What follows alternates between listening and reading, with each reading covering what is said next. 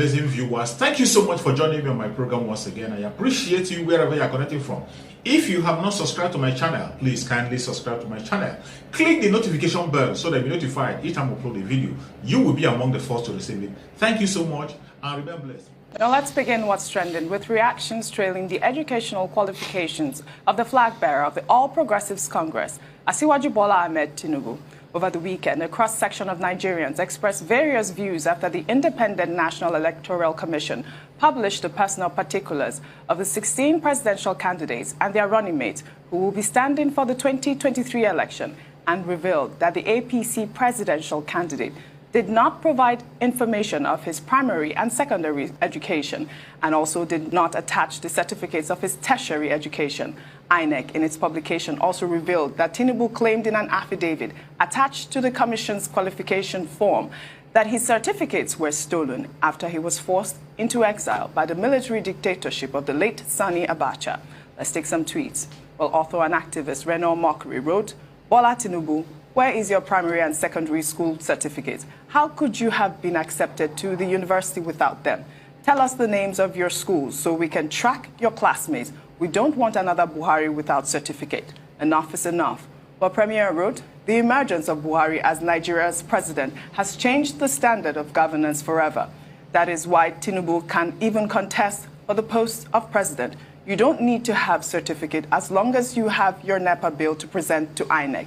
I'm afraid it will get worse." While Momo wrote, "I simply cannot understand how the APC keeps fielding candidates without certificate or records, from Buhari to Oshomole to Abiodun. I'm hearing on this platform that Tinubu's real name is Yekini Ogunlere. A birth certificate, SSCE, will disapprove all this quickly." While Warrior wrote, "Tinubu's certificate.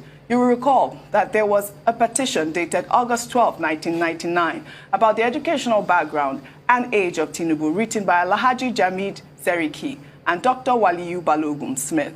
They accused him of lying about his age in his nomination form to INEC. Well, I believe that this issue was presented in 1999 when Gani Fayemi had filed a petition and the Supreme Court had dismissed it on technical grounds. They had also had the former governor of Lagos State, as he was then, go in front of a 5-member ad hoc committee. And after that, on September 23rd, 1999, when Tinubu appeared before the 5-member ad hoc committee investigating a suit filed by the human rights lawyer, Gani Fayemi, he spoke about his difficult and traumatic youth and how he scaled the hurdles of life as a self-made man. Tinubu said that after his primary education, he was admitted into secondary school, but could not further his education due to poverty. He then had to engage in menial jobs before proceeding to the United States in search of greener pastures. While in America, Tinubu said he undertook various odd jobs and tried to improve himself academically. He then enrolled at Richard Daley College in Chicago, which offered basic remedial and academic classes preparatory to entering Chicago State University. He presented a photocopy of his certificate issued by Richard Daley College.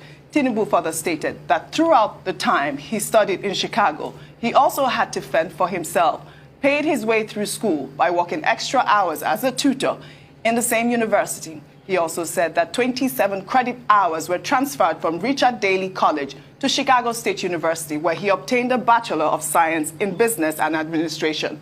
His major was in accounting. Dr. Abati, over to you. Well, this matter, I say we've been on it since 1999. It went all the way to the Supreme Court. But the Supreme Court threw it out, on the grounds that it's the House of Assembly that should take a look at it. So the matter went to the Lagos State House of Assembly. His counsel then was Femi Falana, SAN. But the Supreme Court said he had immunity because already when the matter came up, it was covered under Section 308 of the Constitution. So the National Assembly had the powers to do whatever they needed to do, but that matter was settled. A few years later, someone else went to court to still bring it up. The same issue, certificate forgery and perjury. The court again threw it out that the matter was out of time. So, Asiwaju Bola Ahmed Tinubu now wants to be president. The qualifications for being president are spelled out under Section 131 of the Constitution of Nigeria, further interpreted in Section 318. To be president of Nigeria or governor or anything, you don't need more than school set or its equivalent. What he has done this time is to tell INEC that, look, his documents were stolen when he was on exile between 1988 and 1994 or so. And by the time he returned, those documents had been taken away. So what he has done this time, he did not fill the form the same way he filled it when he was running for Senate. He did not fill it the same way he filled it when he wanted to be governor, because he said it was Tokunbo Afikuyomi who filled the form for him then.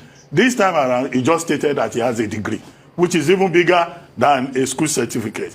So it's up to INEC, to determine whether it fulfills the conditions under Section 131 of the Constitution. However, let it be noted that producing wrong certificates or forging a certificate is a ground for disqualification under Section 137, subsection 1 of the same law.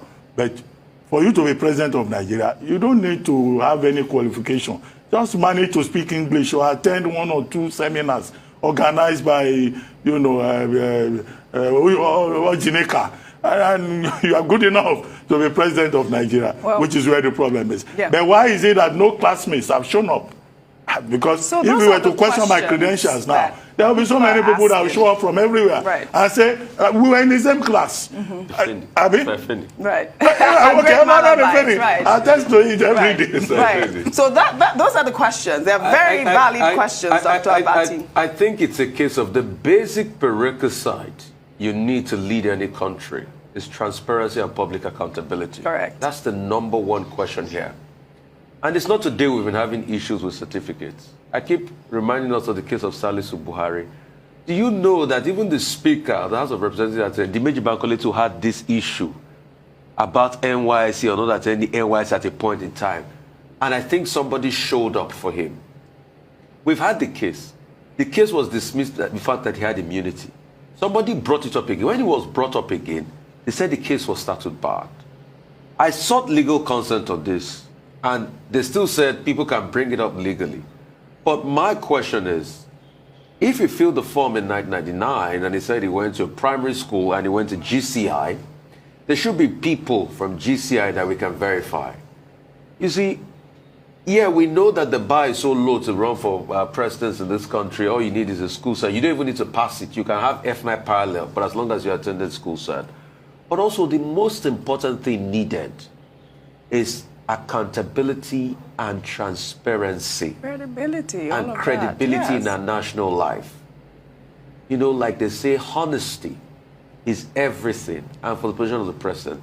So concerning this, if he said all his documents were burnt up, he couldn't go through, we understand that people could go through hard circumstances growing up.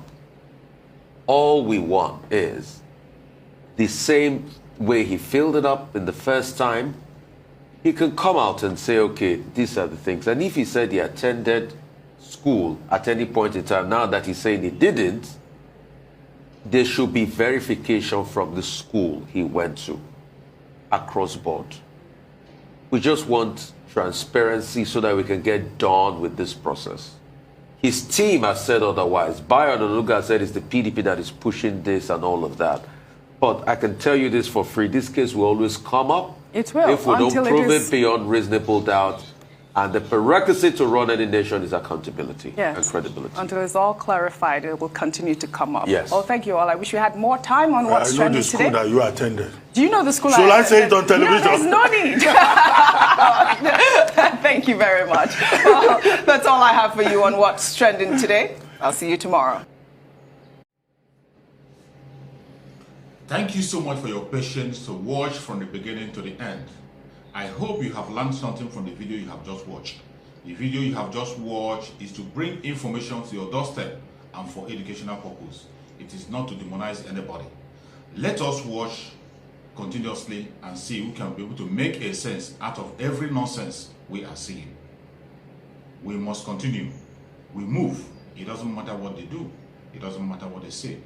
They will kill us. We'll kill them. At the end of the day, Biafra is here. Thank you for watching. If you have not subscribed to the channel, please kindly subscribe to the channel. Click the notification bell so that you're notified each time I upload a video.